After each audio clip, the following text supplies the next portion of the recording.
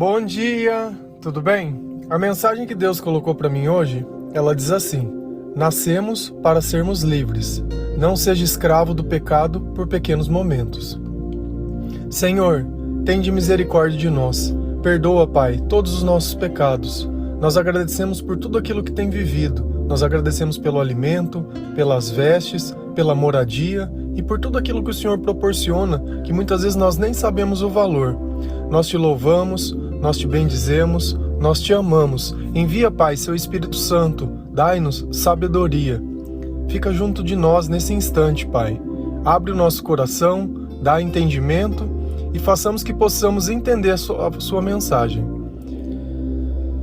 Se a gente notar nessa vida, o que pode nos escravizar?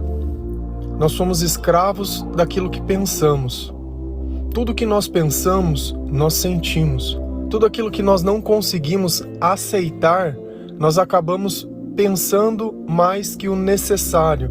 E eu volto num pensamento e sinto que aquele pensamento representa para mim. E eu volto de novo e questiono, e eu volto e questiono, e eu volto e questiono. O problema é que quando algo não pode ser mudado, ele acaba gerando sofrimento quando eu não aceito. O segredo de todas as coisas é a aceitação. Quando eu confesso para Deus qualquer coisa, eu estou aceitando aquilo na minha vida. Principalmente a dificuldade que a gente tem de aceitar o mal que nós fazemos. Uma confissão que é confessar o mal que fez, confessar a razão. Muitas vezes a gente quer justificar com uma mentira aceitável uma coisa que por trás seria uma verdade absurda. Então eu invento uma mentirinha qualquer para não dizer o que realmente está dentro do meu coração. Mas é impossível a gente se libertar do pecado se a gente continuar mentindo. Existe uma passagem lá em Romanos que, no meu ponto de vista, é uma das passagens mais importantes que tem na Bíblia em relação ao pecado. Ela está lá em Romanos 7. Eu faço um convite para você que muitas vezes não tem o hábito de ler a Bíblia. Seria interessante que você pudesse ler. É uma folhinha só, é rapidinho. Romanos 7. Abre ela e lê. Você vai notar que muitas vezes dentro do nosso pensamento existe uma vontade de fazer o bem, mas quando a gente vai tentar fazer esse bem na prática, não é bem o que acontece. E lá tem a explicação para isso. E o que seria a explicação? O pecado. O pecado é aquilo que a gente muitas vezes não entende. Mas o que é pecado? Pecado é tudo aquilo que você faz e pode dominar a sua vida. Quer um exemplo disso? Vamos imaginar assim: você pode fumar um cigarro? Posso. Não existe nada que te impeça de fumar. Se você quiser pegar um cigarro e fumar, você pode fumar. A questão é, isso vai te fazer bem? Por um dado momento, aquele sentimento que de repente a pessoa que fuma, ela sente mais calma, ela vai ter a razão dela, né? Muitas vezes você vê uma pessoa sozinha, você fala: você tá sozinho aí? Não, tô fumando um cigarro. Tipo, como assim?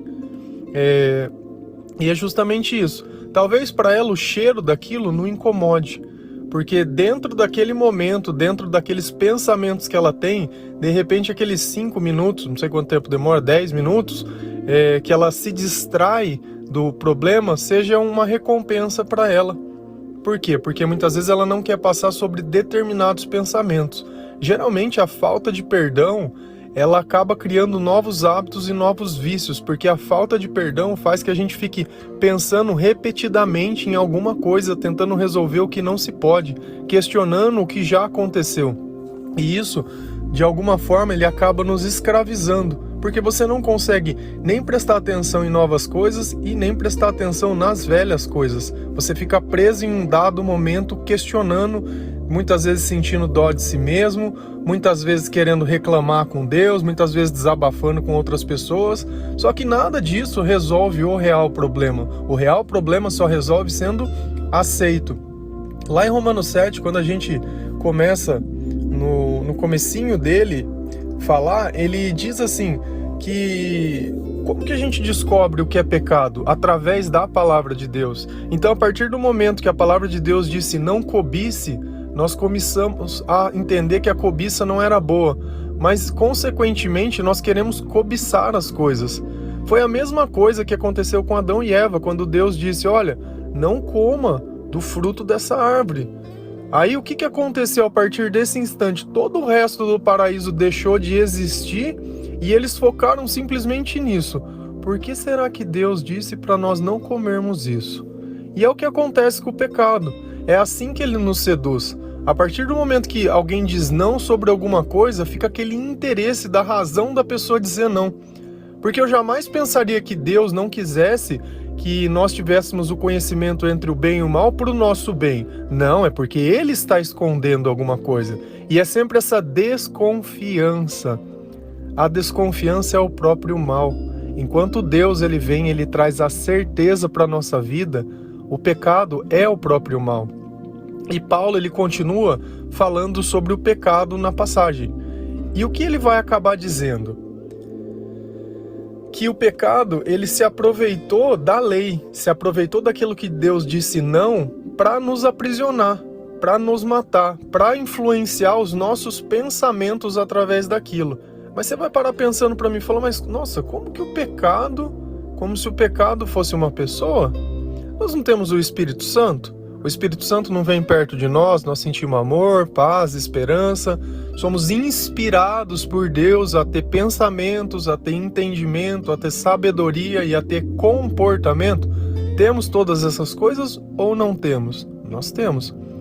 Só que a partir do momento que Deus não está perto influenciando os nossos pensamentos, nós temos uma natureza que ela é humana. E essa natureza, quando ela está longe de Deus, ela tem tendência a ficar questionando o pecado, a questionar a lei de Deus, a não aceitar a lei de Deus. E a partir do momento que nós não paramos de pensar nisso, parece que isso começa a nos dominar. E nós morremos justamente para aquilo que o Espírito Santo diz, que é a liberdade, para acabar nos tornarmos escravos disso. E lá vai estar falando assim, ó, sabemos que a lei é divina, mas eu sou humano e fraco, e fui vendido ao pecado para ser seu escravo. Eu não entendo o que faço, pois não faço o que gostaria de fazer. Pelo contrário, faço justamente aquilo que odeio. E isso mostra que de fato já não sou eu quem faz isso, mas o pecado que vive em mim é o que faz. Pois eu sei que aquilo que é bom não vive em mim, isto é, na minha natureza humana.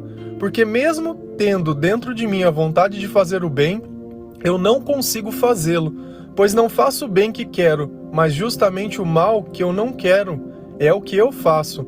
Mas se faço o que não quero, já não sou eu quem faz, mas o pecado que vive em mim. Assim, o que acontece comigo é isto: quando quero fazer o que é bom, só consigo fazer o que é mal. Se você notar, o que Deus está dizendo aqui pra gente? Que dentro de nós, dentro dos nossos pensamentos, existe a vontade de fazer o bem.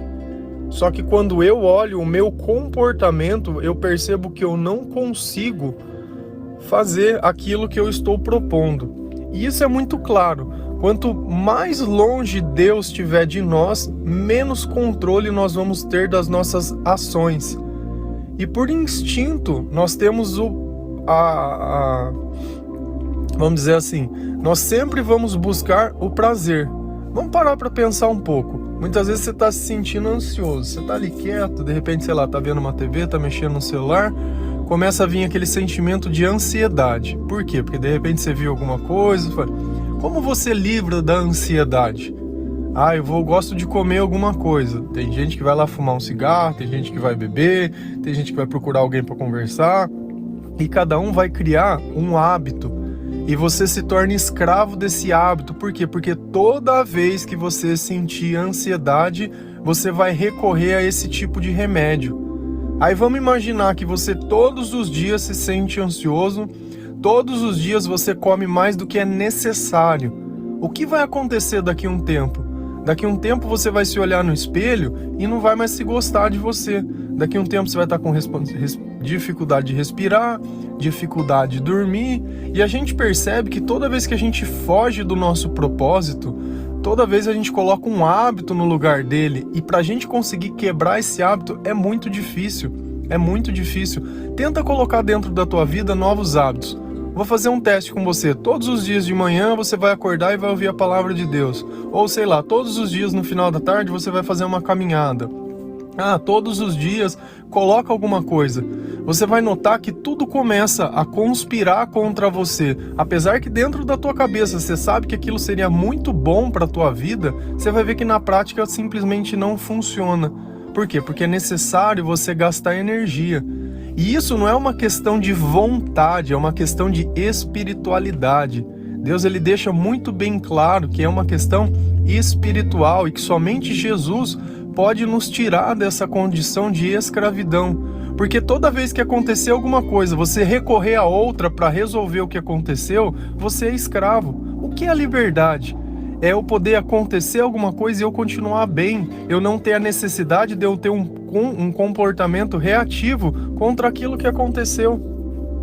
E muitas vezes, quando a gente está orando e pedindo perdão para Deus sobre o pecado, é para que Ele tire a nossa humanidade de nós, para que nós estamos puros, para que os nossos pensamentos digam: Senhor, eu percebo e eu reconheço que em dados momentos da minha vida eu tinha um bom pensamento, mas eu tive um mau comportamento, então me livra disso. Nós reconhecemos que sem Deus isso não é possível.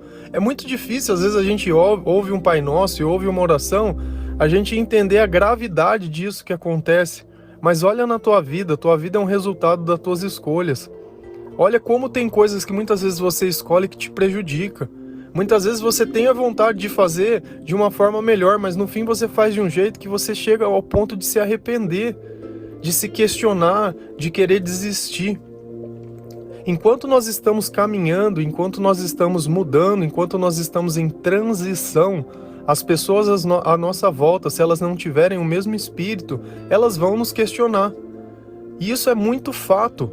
Nós temos que entender que isso é uma batalha, que a partir do momento que Deus estiver perto de um, os outros vão se sentir excluídos e esquecidos.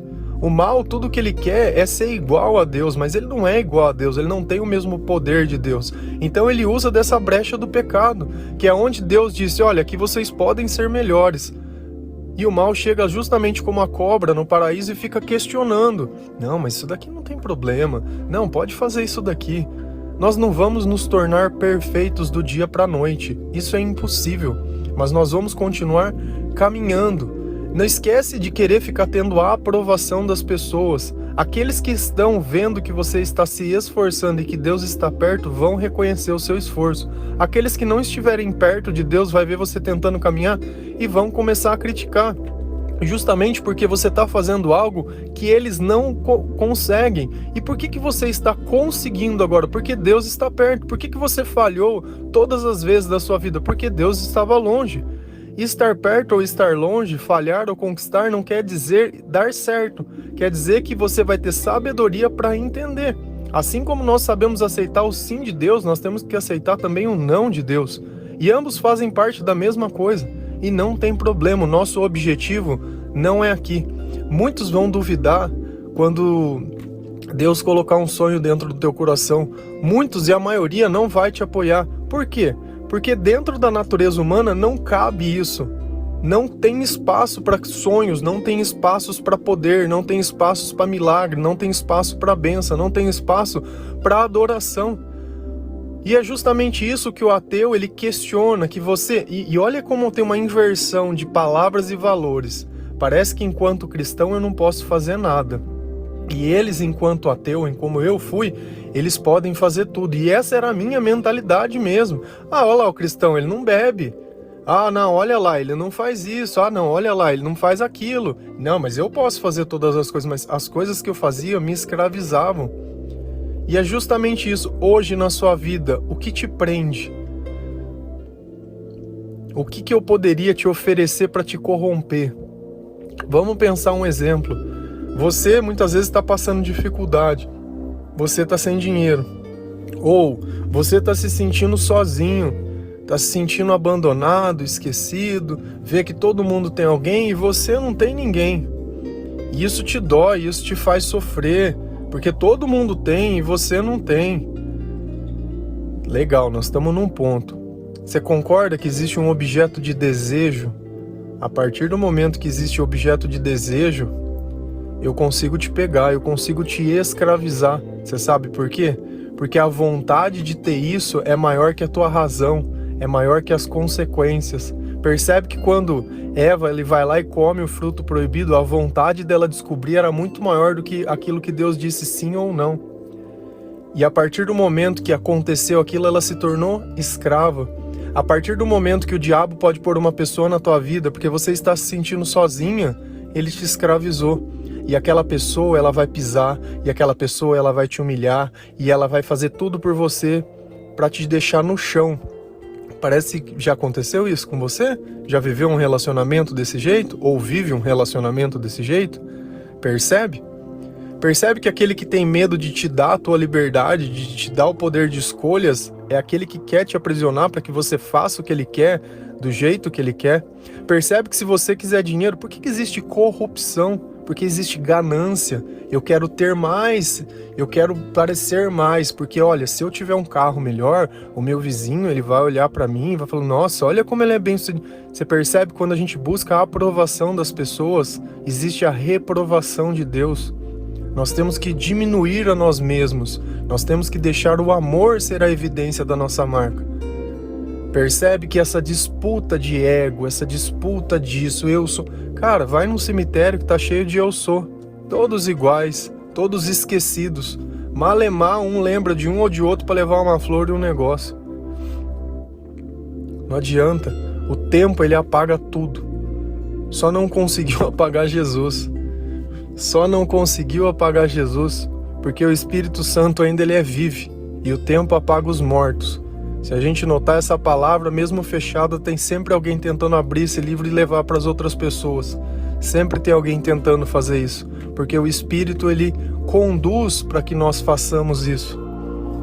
E o pecado guerreia com esse Espírito. Eu sei que às vezes é difícil a gente falar em pecado, principalmente na igreja. A gente associa muitas vezes pecado à sexualidade, só consegue ver isso, pecado é sexo, só.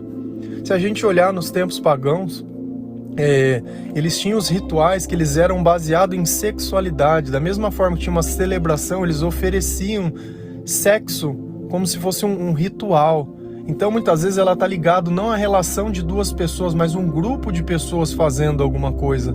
É interessante quando a gente tenta entender a história, senão a gente pega uma palavra e acha que é aquilo. Da mesma forma que a gente lê sacrifício na Bíblia, fizeram um sacrifício de animais. Convido a você a procurar no YouTube um sacrifício de animal hoje, feito hoje lá em Israel. Você vai olhar uma fogueira, você vai olhar uma pessoa matando um animal, colocando aquele animal na fogueira e comendo depois. Nossa, parece que no Brasil a gente faz isso, se chama churrasco? Pelo amor de Deus. E tinha, quando eles falam completamente queimado, o couro do animal e as coisas que eles não comiam, eles queimavam inteiro. Você não come couro de animal hoje também. Hoje nós aproveitamos, antes eles queimavam. Só isso. Sacrifício completamente queimado, sacrifício parcialmente queimado. Parcialmente queimado era uma festa. Oh, que mágica! Temos que entender. Senão fica aquilo, nossa, mas eles mataram 60 ovelhas, que maldade, e comeram. Da mesma forma que para eles se alimentarem, tem que comer. Você acha que você se alimenta com coisa que é tudo assim? Nós não temos nem capacidade de saber de onde veio e quer defender uma coisa que nem sabe. Sabe? Deixa Deus ser a defesa de todas as coisas. Se você estiver com Deus, você não precisa de um juiz. A tua própria consciência vai acusar ou vai dizer ou vai falar. Se a tua consciência não te acusa, é perfeito, principalmente se você estiver com Deus, porque ele diz que o mandamento está escrito dentro do nosso coração hoje em dia, não mais como antigamente em tábuas de pedra. Romanos 7. Por favor, pega uma Bíblia. Se você for pesquisar no Google, Romanos 7 NTLH, do versículo 7 em diante, pode ler inteiro. Vai fazer muito bem para você entender o poder que o pecado tem. E não é à toa que todos os dias nós precisamos da misericórdia de Deus para que nessa vida nós possamos viver a nossa vida de forma digna, ter um louvor agradável e viver em comunhão com Deus, tentando alcançar a salvação em Jesus Cristo. Esse é o nosso objetivo. O resto é passageiro, o resto é transitório, o resto é o resto. Amém? Um bom dia, que Deus abençoe cada um de você, que Ele toque o seu coração, que Ele te dê entendimento e que essas palavras elas tragam reflexão e que você possa entender muitas coisas da sua vida, deixe de questionar, deixe de sentir, deixe de sofrer e use a ferramenta do perdão para se libertar disso tudo. Amém?